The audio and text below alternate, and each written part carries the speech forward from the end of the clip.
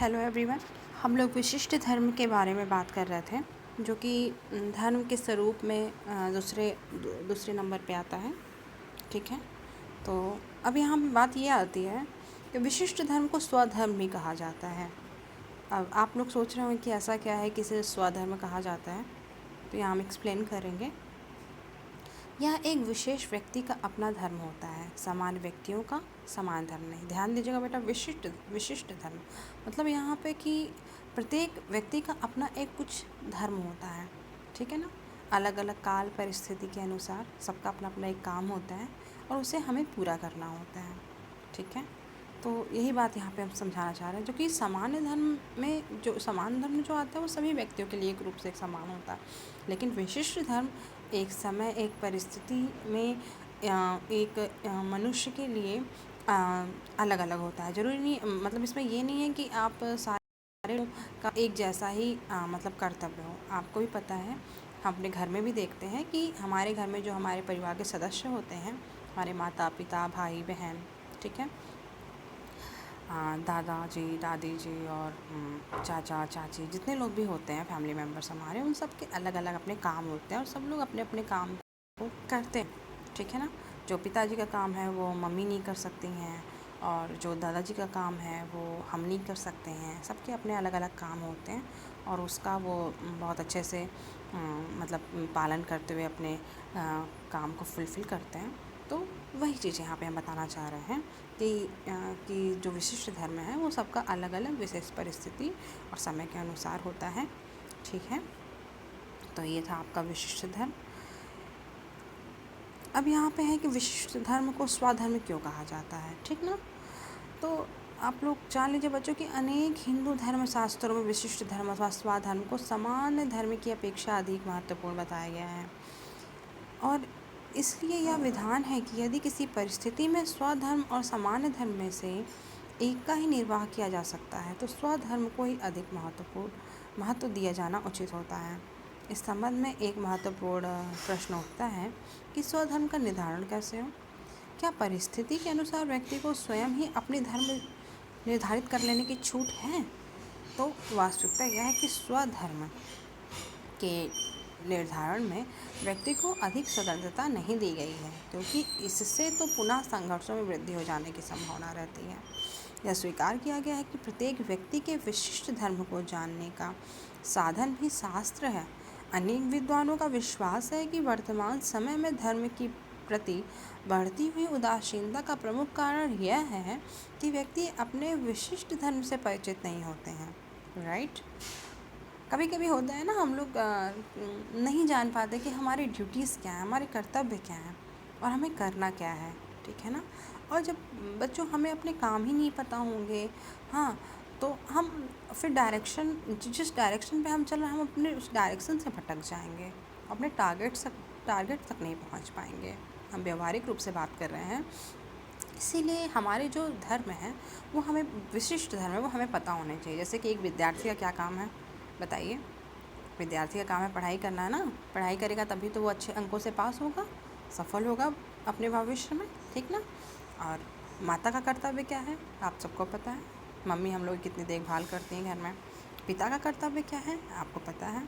ठीक है, हमारे छोटे भाई का कर्तव्य क्या है, मेरा कर्तव्य क्या है हमारे परिवार के प्रति, समाज के प्रति, ठीक है, खुद के प्रति।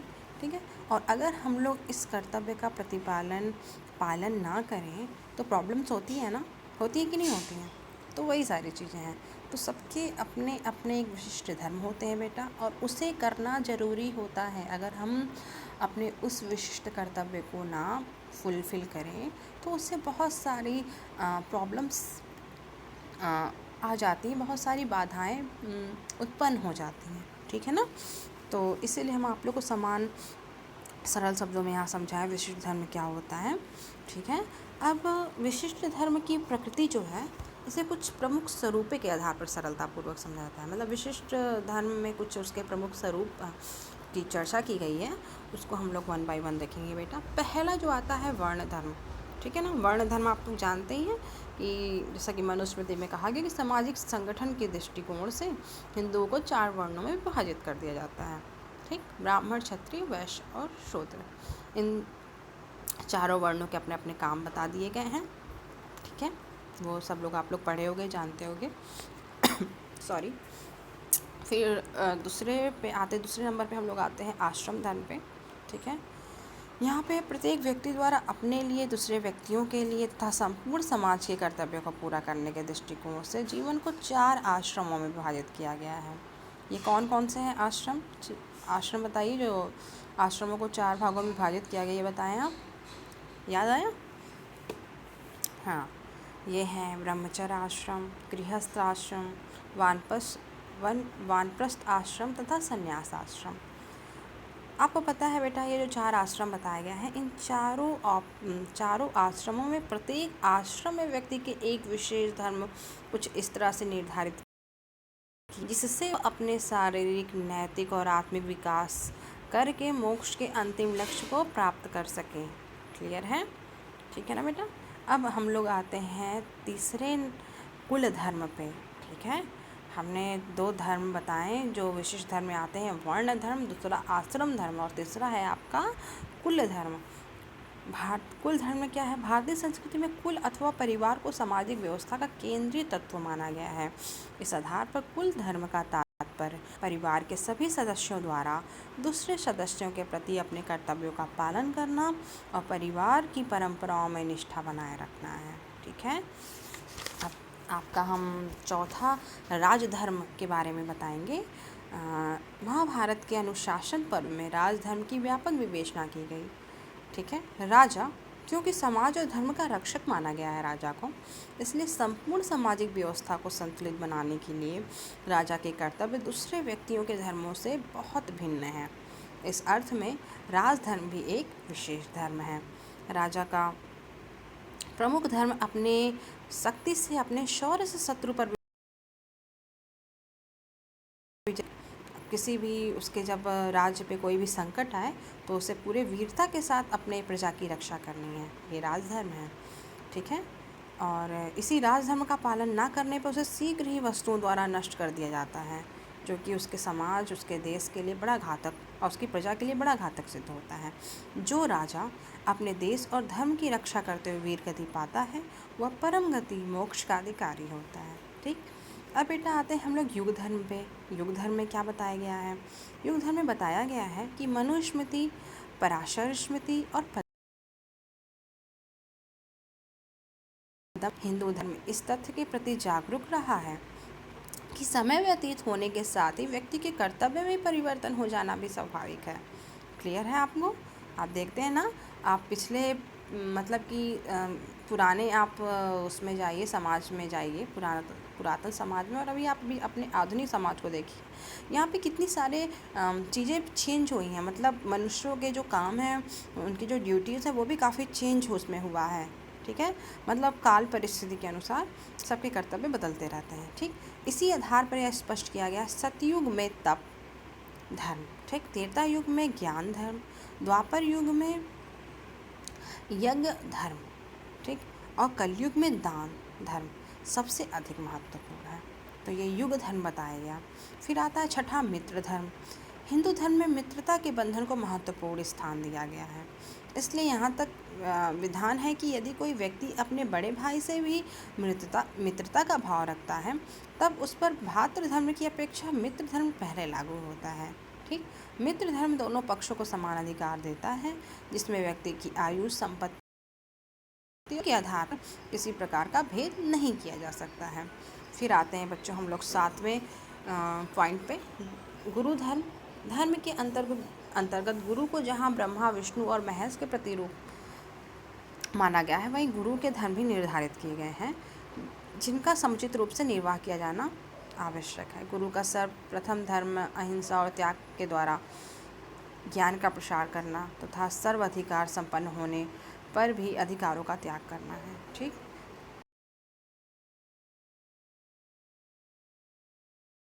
लक्ष्य थे उनको हम लोग 1 बाय 1 डिस्कस कर लिए। इसके बाद हम लोग आ जाएंगे आपद धर्म पे। आपद धर्म के बारे में कहा गया है कि आपद धर्म एक अस्थायी धर्म है। ठीक, आपद धर्म को एक अस्थायी धर्म कहा गया है। अब ये आप लोग जान लीजिए कि आपद धर्म होता क्या है। कह रहे हैं कि हिंदू धर्म में यद्यपि सभी व्यक्तियों के लिए समान और विशिष्ट दोनों तरह के धर्मों का निर्धारण किया गया है, लेकिन साथ ही हिंदू शास्त्रकार इस बारे में एकमत हैं कि आपत्ति काल में समान और विशेष धर्म में कुछ परिवर्तन कर लेने पर व्यक्ति को इसका दोष नहीं लगता है। प्रत्येक व्यक्ति के जीवन में रोग, शोक, विपत्ति और धर्म संकट की परिस्थितियाँ अक्सर उत्पन्न होती रहती हैं। तो इन परिस्थितियों में व्यक्ति का कर्तव्य है कि वह अपने समान अथवा विशेष धर्म के पालन में इतना जिससे अधिक महत्वपूर्ण धर्म की रक्षा की जा सके। ठीक है।